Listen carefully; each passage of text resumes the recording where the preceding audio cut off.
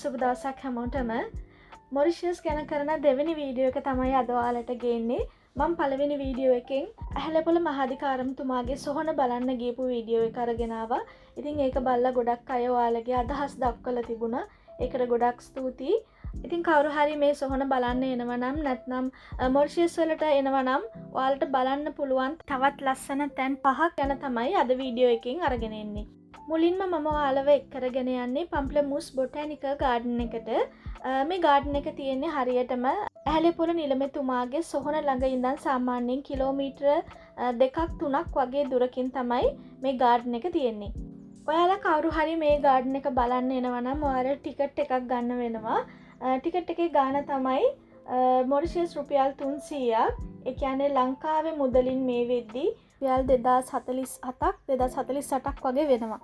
මේ බොටැනිකල් ගාඩන් එක ලෝකේ තියෙන ගාඩන්ස් වලින් පරණම බොටැනිකල් ගාඩන් එකක්.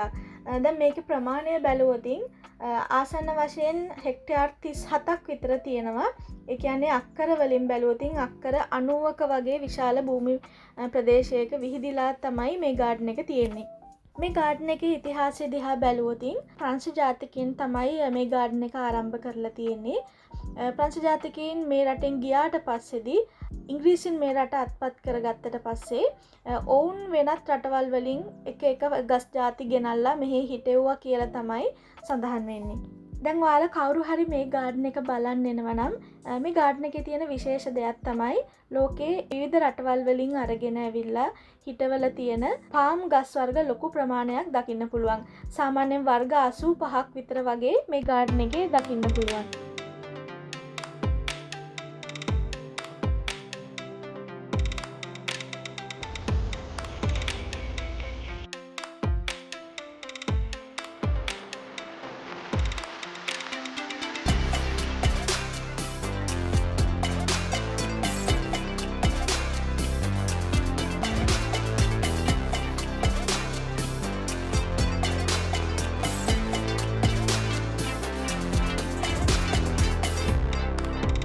දැන් මේ වීඩියෝ එක බලද්දී ඔයාලට ප්‍රශ්නයක් එන්න පුළුවන් ඇයි අපි හැමෝම මාස්ක් එකක් දාලා ඉන්නේ කියලා. ඉතින් ඇත්තට මේ වීඩියෝ එක කරේ කොරෝනා කාලේ. ඒ හින්දා තමයි ඇත්තටම මාස්ක් එකක් හැමෝම දාලා ඉන්නේ. දැන් මේ ගාඩන් එක ලංකාවේ අපිටත් හරිම විශේෂයි. ඉතින් අපිත් එක්ක මේ යන ගයිඩ් කියපු විදිහට ඉංග්‍රීසීන්ගේ කාලේ ලංකාවෙන් ගෙනාල්ලා මෙහි හිටවපු ගස් කීපයකුත් මේ ගාඩන් එකේ දකින්න තියෙනවා. ඒ අතරින් කුරුඳු ගස්, එතකොට මහෝගනී ගස්, ඒ වගේම දැන් ඔයාලා මේ දකින පාම් ගහ ගෙනල්ලා තියෙන්නේත් ලංකාවෙන්. Only once time blooming. Once the flower is finished, then the palm go to die and chop it at the dump. This palm also it is original from Sri Lanka. Name is mahogany. It is 200 years. This one. It is original from your country. ඉතින් මේ garden එකේ යද්දි මට දැකපු විශේෂම දේ තමයි අපේ ලංකාවේ හැදෙන ගොඩාක් ගස් වර්ග තමයි මෙහි තියෙන. ඉතින් අප්‍රිකානු රටක් වුණත් ලංකාවේ තියෙන කොස් ගස්, එතකොට වෙරළු ගස්, බෝ ගස්, අඹ වර්ග ඒ වගේ ගොඩක් ලංකාවේ හැදෙන ගස් වර්ග මෙහි තියෙනවා. ගොඩක් දුරට ලංකාවට සමාන දේශගුණයක් තමයි මෙහෙත් තියෙන්නේ. දැන් ඇත්තටම මෙහි ජීවත් වෙන මොරිෂියස් ජනතාව බැලුවම ඒගොල්ලෝ අපේ රූපෙට, ඒ කියන්නේ අපේ ලංකාවේ අයගේ පෙනුමට ගොඩක් සමානයි.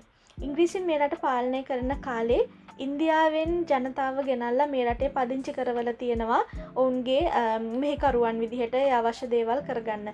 ඉතින් ඒ එන පරම්පරාව තමයි දැන් මේ රටේ ජනතාව විදිහට ජීවත් වෙන්නේ. එතකොට ඊට අමතරව තව මෙහි ප්‍රංශ ජාතිකයන්ගෙන්, අප්‍රිකානුවන්ගෙන්, එතකොට චීන ජාතිකයන්ගෙන් පැවතෙන ජන කොටසකුත් මෙහි ජීවත් වෙනවා. දැන් මම ඔයාලට පෙන්වන්න හදන්නේ මේ ගාඩන් එකේ මම දැකපු විශේෂම ගහක්. විශේෂත්වය තමයි මේ ගහේ මල හැදෙන්නේ ගහේ කඳේ. සම්පූර්ණයෙන්ම මල කඳට සම්බන්ධ වෙලා තමයි මල පිපෙන්නේ. ඉතින් ඇත්තටම මමත් මේක මගේ ජීවිතේ පළවෙනි වතාවට දැක්කේ. ඔයාලා බැලුවොත් ඔයාලට හොඳට පෙනේවි මේ මලට ඇත්තටම නටුවක් නැහැ. සම්පූර්ණයෙන්ම මල කඳට සම්බන්ධ වෙලා තමයි මල පිපිලා තියෙන්නේ.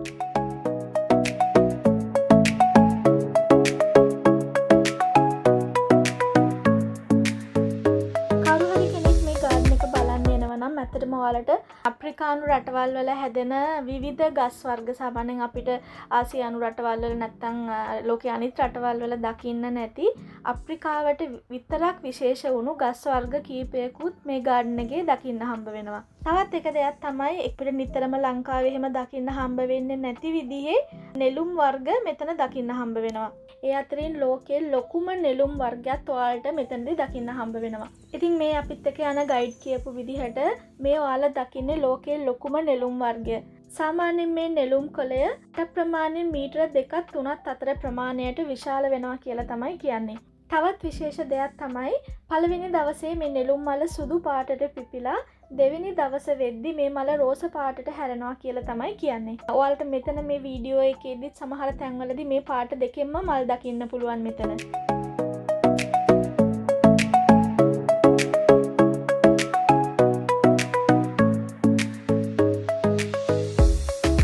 Cinnamon, pepper, cloves and nutmeg. ඔයාලා දැන් මේ දකින්නේ ඕල් ස්පයිස් ට්‍රී කියන ගහ. ඇත්තට මේ ගහේ කොළේ හරිම විශේෂයි. මොකද කුරුඳු, ගම්මිරිස්, සාදික්කා, කරාබු නැටි ඔය කියන කුළුබඩු වර්ග 4 තියෙන ඒ ෆ්ලේවර් එක මේ ගහේ කොළේ තියෙනවා කියලා තමයි මෙයාලා කියන්නේ. ඉතින් ඒ නිසා අපි කෑම හදද්දී කරපිංචා එකතු කරලා කෑම හදන වගේ මෙයාලා හදන කෑම වලට මේ කොළත් එකතු කරනවා කියලා කියනවා. ඉතින් මේ ගහේ කොළයක් පොඩි කරලා සුවඳ බැලුවම ඒ කියන කුළුබඩු වර්ග 4ෙම සුවඳ ඇත්තටම එනවා. ඉතින් මම මෙහින් එද්දි මට මෙතනින් කොළ කීපයක් දුන්නා මෙයා අරගෙන එන්න.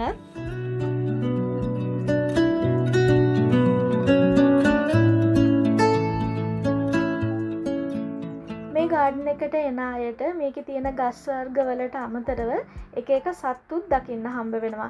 ඉතින් එක එක තාරාවෝ වර්ග, එතකොට පාත්තයෝ වර්ග, ඊට අමතරව මෝ කීප දෙනෙකුත් මේ ගාඩන් එකේ ඉන්නවා.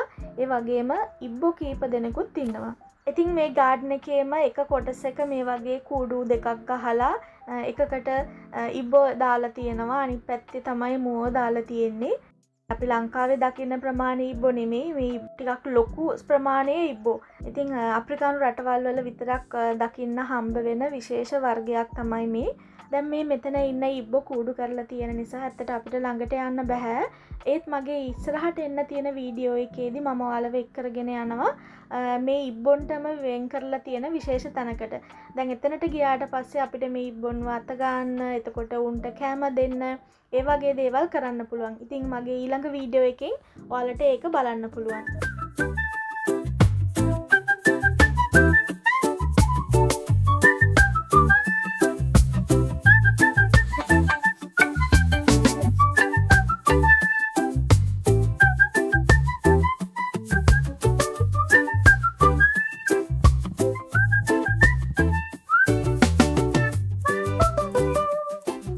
බොටැනිකල් ගාඩන් එකෙන් පස්සේ මම ඔයාලව එක් කරගෙන යන්නේ තවත් මෙහි තියෙන ලස්සන තැනකට. ඒ තමයි මොරිෂියස් වල උතුරු පැත්තට වෙන්න පිහිටලා තියෙන රෙඩ් රූෆ් කියන චර්ච් එක ළඟට. මේ චර්ච් එක ඇත්තටම හරිම ප්‍රසිද්ධයි මෙහි. ගොඩක් ටුවරිස්ලා මෙතනට බලන්න එනවා මේ තියෙන ප්‍රදේශයේ තියෙන ලස්සන නිසා. ඉතින් ඔයාලවත් මෙතනට එක් කරගෙන එන්න හිතුවා මේ තැනක් පෙන්වන්න. මුහුද අයිනේ හරිම ලස්සන තැනක පිහිටලා තියෙන මේ චර්ච් එක 1938 තමයි මෙතන ගොඩනගලා තියෙන්නේ. ඒ වගේම මද මේරිට කැප කරපු රෝමානු කතෝලික පල්ලියක් මේක. ඒ වගේම තමයි වහලට පාවිච්චි කරලා තියෙන මේ රතු පාට උළු කැට නිසා මෙහි හැමෝම මේ පල්ලියට රෙඩ් රූෆ් චර්ච් කියලා තමයි කියන්නේ. ඉතින් හරිම ලස්සන තැනක මුහුද අයිනේ. ඒ වගේම තමයි වටේට මැයි මල් පිපිච්ච මැයි ගස් එක්ක තමයි මේ චර්ච් එක පිහිටලා තියෙන්නේ. ඉතින් මෙතන තියෙන ලස්සන නිසා ගොඩාක් ටුවරිස්ලා මෙතනට එනවා.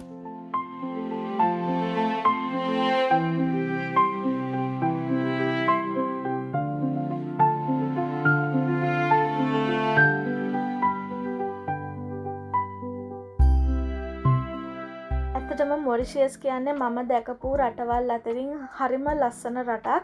විශේෂයෙන්ම මොරිෂියස් රට වටා තියෙන මුහුදු තීරය මේක හරිම සුවිශේෂී. ඉතින් මේ තියෙන ලස්සන නිසා ගොඩාක් ටුවරිස්ලා මෙහෙට එනවා. ඒ වගේම තමයි මොරිෂියස් වටේට තව පුංචි පුංචි අයිලන්ඩ්ස් තියෙනවා.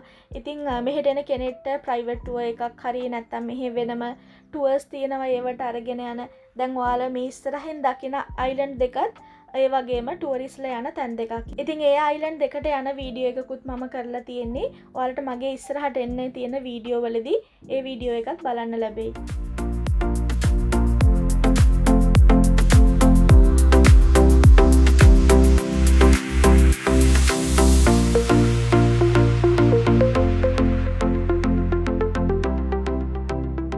ඊළඟට මං ඔයාලව එක්කරගෙන යන්නේ තවත් හරිම ලස්සන තැනකට. මේ තැන ඇත්තටම පිහිටලා තියෙන්නේ පෝට් ලුයිස් සිටි එකේම ප්‍රධාන පාර අයිනේ හරි ලස්සන චැපල් එකකට තමයි ඔයාලව එක්කරගෙන යන්නේ.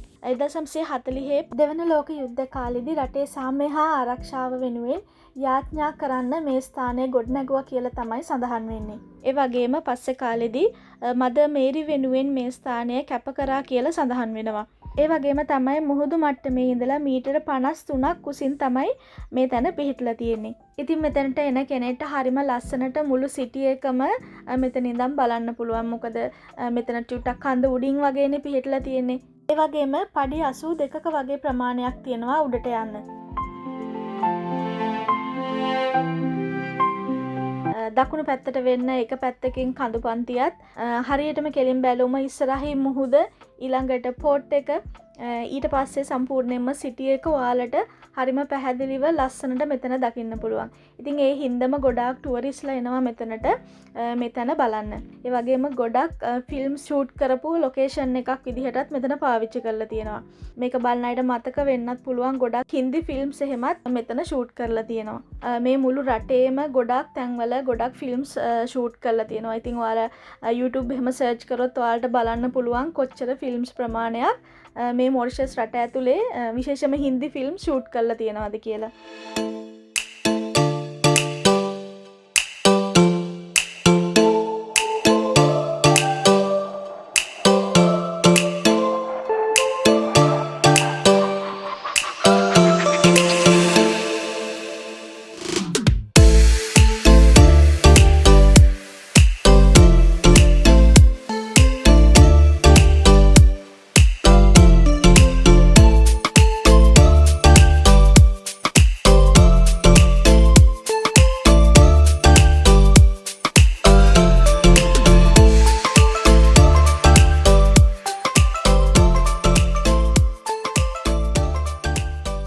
දැන් මම ඔයාලව එක්කරගෙන යන්නේ මෙහි තියෙන තවත් ලස්සන තැනකට.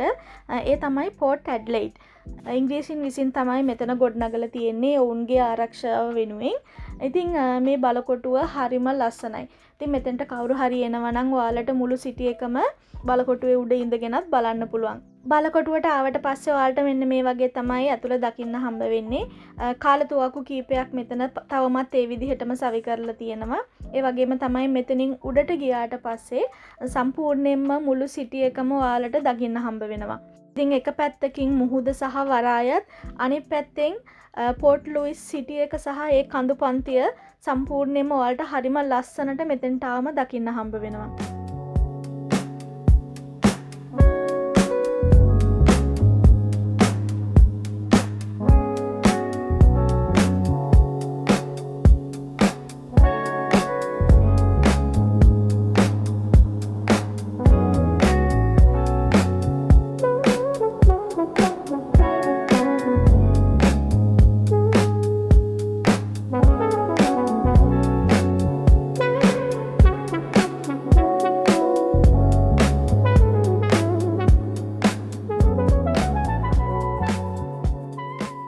ඉතින් මෙතනට ආවට පස්සේ ඇත්තටම හරිම ලස්සනයි. ඔයාලට පේනවා උඩින් කඳු පන්තියත් ඊට පහළින් සිටි එකත් හරිම ලස්සනට මෙතනින් දකින්න හම්බ වෙනවා. දැන් ඔයාලට මේ පේන්නේ ඇත්තටම මම මෙතනට එන්න කලින් අපි හිටපු අර view point එක දේවමෑණියන්ට කැප කරලා තිබුණු තැන. ඒ වගේම තමයි දැන් මේ අපි ආපු පාර තමයි මේ පැත්තෙන් ඔයාලා මේ දකින්නේ.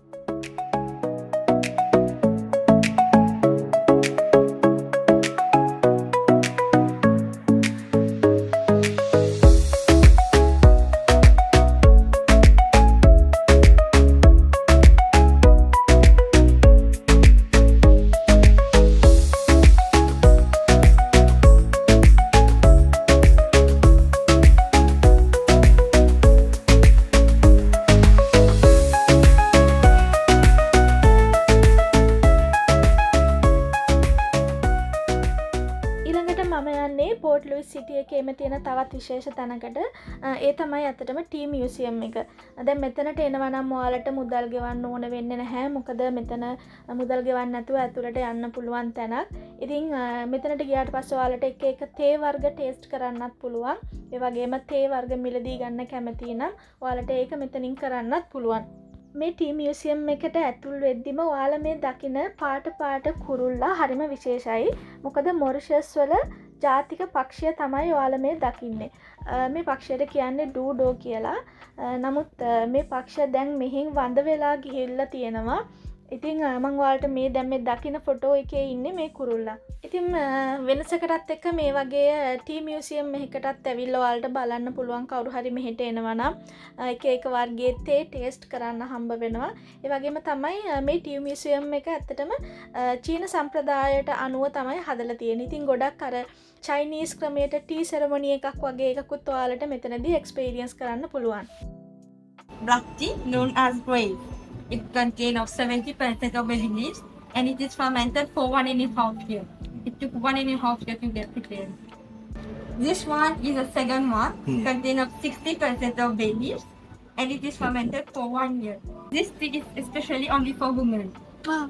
When we get menstruation, we get many pain. So this tea helps to circulate the blood carefully around the stomach, to flow it well and to remove the dark spot around the eyes.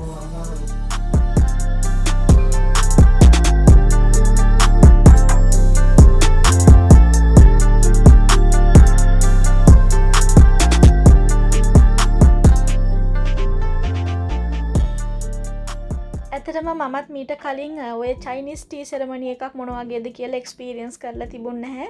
ඉතින් මෙහෙට ආවට පස්සේ ඇත්තටම ඒක free experience කරන්න හම්බුණා.